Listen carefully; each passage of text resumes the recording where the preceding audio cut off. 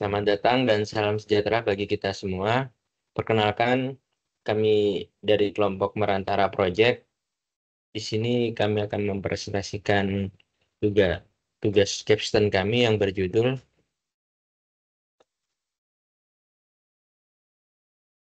Pengembangan Profil Perusahaan Terpadu menggunakan Power Platform dengan mengoptimalkan branding dan komunikasi internal. Sebelumnya, izinkan saya menjelaskan terlebih dahulu. Fashion Hub ini sendiri yaitu perusahaan retail yang berkembang di mana perusahaan ini menghadapi beberapa tantangan yang perlu diatasi untuk memperkuat posisi mereka di pasar. Salah satunya yaitu permasalahan utama yang sering dihadapi terkait analisis kinerja penjualan produk selama 5 tahun terakhir. Yang dimaksud analisis perkembangan produk yaitu konteks ketidakpastian pasar dan persaingan yang ketat, serta Fashion Hub perlu memahami dengan baik tren dan pola penjualan produk dari tahun ke tahun untuk tetap bersaing dan memenuhi ekspektasi konsumen yang tinggi. Lalu selanjutnya yaitu beberapa poin yang ingin kami bahas dalam presentasi ini. Mungkin bisa di next. Yang pertama yaitu permasalahan, yang kedua urgensi penyelesaian masalah, yang ketiga solusi yang ada, yang keempat solusi yang diusulkan, dan yang terakhir yaitu efektivitas solusi yang diusulkan. Next.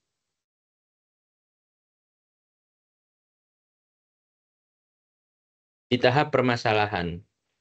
Di sini terdapat beberapa poin permasalahan. Yang pertama yaitu kurangnya pemahaman terhadap pola tren penjualan. Yang dimaksud di sini adalah Fashion Hub ini sendiri itu sering menghadapi kesulitan dalam memahami tren dan penjualan produk mereka selama 5 tahun terakhir. Maka dari itu, hal ini penting untuk menjadikan Fashion Hub ini permasalahan karena hal ini tuh dapat membuat Fashion Hub bersaing di pasar yang kompetitif dan penuh ekspektasi konsumen yang terus berubah dan tidak pasti tiap tahunnya. Lalu, di poin kedua terdapat beban tugas administratif yang tinggi. Yang di poin ini yaitu tugas administratif ini seringkali membosankan dan berulang seperti pengumpulan data atau pertanyaan customer yang terus berulang sehingga menyebabkan karyawan itu menjadi bosan. Maka dari itu kita menganggap ini adalah permasalahan. Dan di poin yang ketiga yaitu profil perusahaan yang belum kuat secara online. Yang dimaksud di sini yaitu Fashion Hub ini sendiri itu belum memiliki profil online yang kuat. Padahal dalam era digital saat ini, keberadaan online yang kuat sangat penting untuk menarik pelanggan baru dan mempertahankan pelanggan yang sudah ada. Serta tanpa platform online, e-commerce yang responsif dan mudah digunakan, serta strategi komunikasi digital yang efektif, Fashion Hub kehilangan peluang untuk meningkatkan pengalaman belanja online dan memperkuat citra merek di pasar. Lalu di poin yang terakhir terdapat kurangnya alat analisis data yang memadai. Fashion Hub ini sendiri belum bisa memanfaatkan tools-tools atau alat yang canggih untuk menganalisis data untuk saat ini. Sehingga Fashion Hub ini sendiri belum bisa mengintegrasikan data dari berbagai sumber untuk menganalisis yang cepat dan akurat dengan mengidentifikasi tren dan pola yang relevan dalam kinerja penjualan produk. Next. Selanjutnya mungkin dilanjutkan oleh rekan saya. Baik, untuk selanjutnya ke urgensi penyelesaian masalah. Urgensi permasalahan yang ada pada proyek kali ini, yang pertama adalah untuk peningkatan persaingan pasar. Pasar retail sangat kompetitif dan perusahaan seperti Fashion Hub perlu memahami kinerja penjualan mereka secara mendalam untuk tetap bisa bersaing. Tanpa analisis yang tepat, perusahaan beresiko kehilangan pasar kepada pesaing yang lebih gesit dan lebih informatif.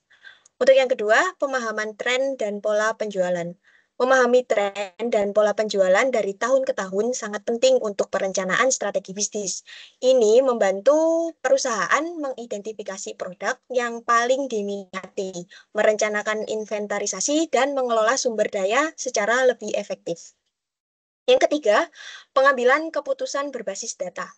Keputusan yang didasarkan pada data yang akurat dan analisis yang mendalam lebih mungkin menghasilkan hasil yang positif. Dashboard yang informatif membantu manajemen dalam membuat keputusan strategis yang lebih baik, mengurangi resiko, dan meningkatkan peluang keberhasilan. Lalu, peningkatan efisiensi operasional.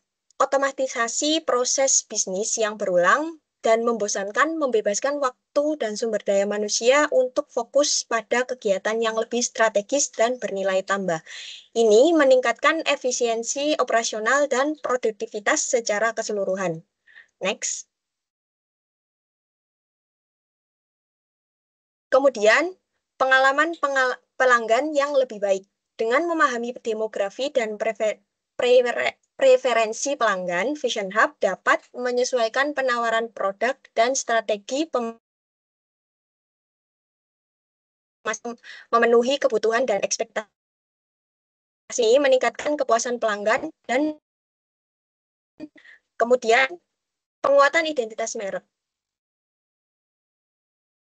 dan interaktif, serta komunikasi yang melalui saluran digital memperkuat itu. Lalu adaptasi konteks ketidakpastian pasar yang dapat memantau dan menganalisis data dan memungkinkan Vision Hub untuk merespon perubahan pasar dengan cepat dan efektif. Yang terakhir, skalabilitas dan pertumbuhan. Sistem yang dirancang dengan baik tidak hanya membantu untuk dalam manajemen saat ini, tetapi juga dapat diskalakan untuk mendukung pertumbuhan bisnis di masa depan. Next.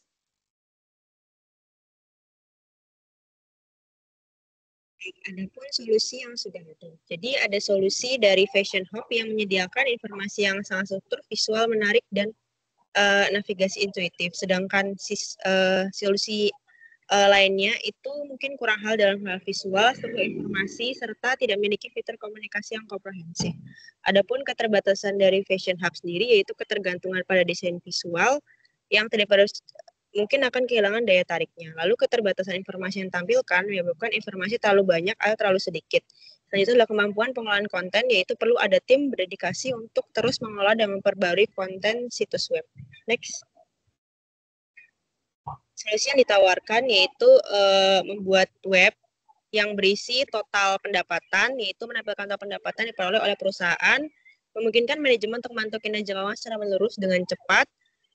Lalu tren penjualan tahunan, menampilkan grafik tren penjualan tahun ke tahun untuk membantu mengidentifikasi pola dan tren penjualan sepanjang tahun serta memprediksi penjualan di masa mendatang. Lalu demografi pelanggan berdasarkan usia dan jenis kelamin, yaitu menampilkan data pelanggan berdasarkan kelompok usia dan untuk membantu memahami profil pelanggan sehingga dapat merumuskan strategi pemasaran yang tepat sasaran. Lalu ada kategori produk terlaris untuk menampilkan jumlah pembelian berdasarkan kategori produk, mengidentifikasi produk-produk yang paling diminati oleh konsumen sehingga fokus pengembangan dan promosi tersebut. Itu dapat digunakan dengan Power BI. Next. Selanjutnya, mengapa solusi diyakini efisien atau efektif? Yang pertama ada konten website yang komprehensif mengenai sejarah, visi dan misi, layanan dan produk, dashboard analisis tren penjualan, dan FAQ from contact dari website tersebut agar bisa mengenalkan ke pelanggan. Lalu kemudian ada peningkatan komunikasi internal, diharapkan alur kerja otomatis yang dikelola Power Automate mengurangi risiko kesalahan komunikasi. Lalu selanjutnya ada optimasi branding. Nah, diharapkan website yang terstruktur dengan baik dan informatif akan meningkatkan citra perusahaan. Dashboard analitik tidak hanya bermanfaat untuk internal perusahaan, tapi juga dapat menunjukkan kepada publik bahwa perusahaan memiliki pendekatan yang modern dan data-driven. Lalu efisiensi operasional, diharapkan Power Automate dapat menghemat waktu dan biaya operasional dengan mengurangi tugas manual yang repetitif. Ya, sekian mungkin dari presentasi kelompok kami Merantara. Kurang lebihnya mohon maaf.